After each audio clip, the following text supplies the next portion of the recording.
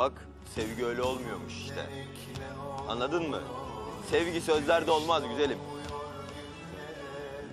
Sevgi sevdiğini söylemekle olmaz. Sevgi sadakat ister. Önce sadakatli olacaksın. Önce ait olacaksın birine. Birine ait olursan eğer zaten kazanırsın. Ben seninle o aitliği göremiyorum artık. O sadakati de göremiyorum.